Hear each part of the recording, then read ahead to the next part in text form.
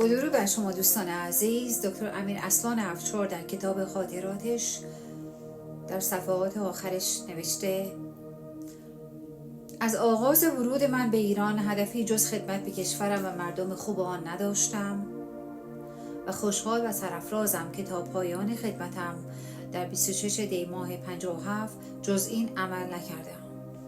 البته مطالعات و تجربیات من در طول سالهای خدمتم به من ثابت کرد قبل از آن که رضا شاه بزرگ به قدرت رسد، ایران کشوری بود که در آن ملوک الطوایفی حاکم بود.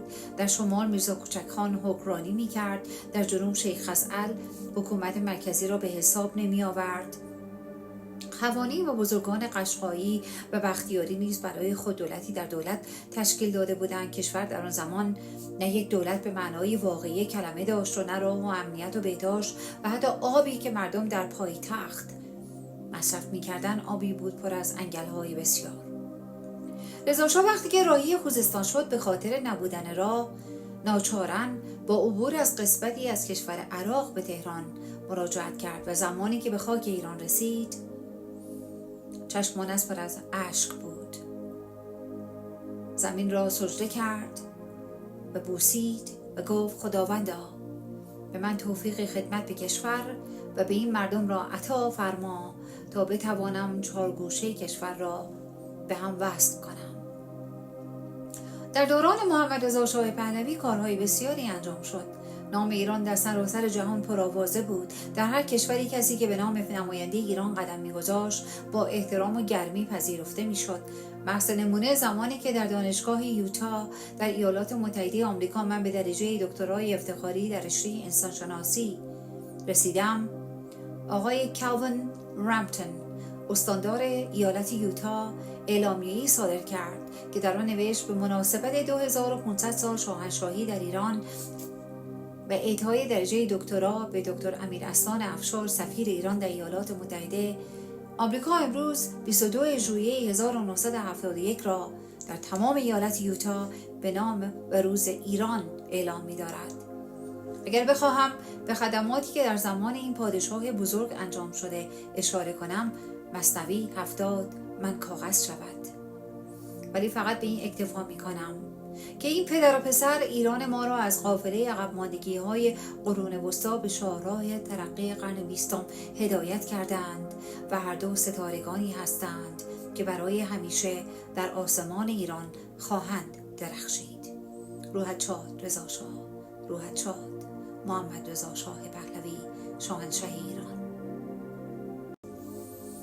با درود بر شما دوستان عزیز، از حمایت شما پیشاپیش متشکرم و امیدوارم دوستان دیگر پادشاهی خواه در فضای مجازی از کانال‌های مانند من، ویدیوهای مانند من حمایت کنند. البته ویدیوهایی که ما داریم درست می‌کنیم جنبه اطلاعاتی دارن و حمایتی که ما دوست داریم داشته باشیم حمایت‌های معنوی است. حمایت‌های درآمدی نیست. اگر هم شما در آغاز ویدیوهای من تازگی ها دارید میبینید که ویدیوهای تبلیغاتی داره انجام میشه، اون کار من نیست. اون کاری که خود یوتیوب داره انجام میده که از محتوایی که من دارم ارائه میدم پول در بیاره. امیدوارم دوستان پادشاهی خواه در فضای مجازی حمایت‌های معنوی رو از من و امثال من انجام بدن، به این کانال های ما سابسکرایب کنن، ویدیوهای ما رو لایک کنن. همچون گفتم ما به حمایت معنوی شما نیازمند هستیم.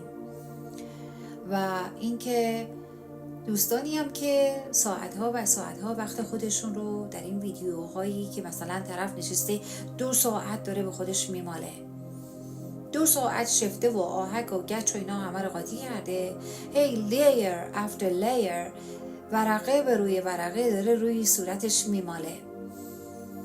ببینید دوستان عزیز، ملتی که تاریخ خود را نداند مجبور به اجرای دوگانه آن است و ما همونجور که دیدیم در فتنه 57 ما این کار رو انجام دادیم.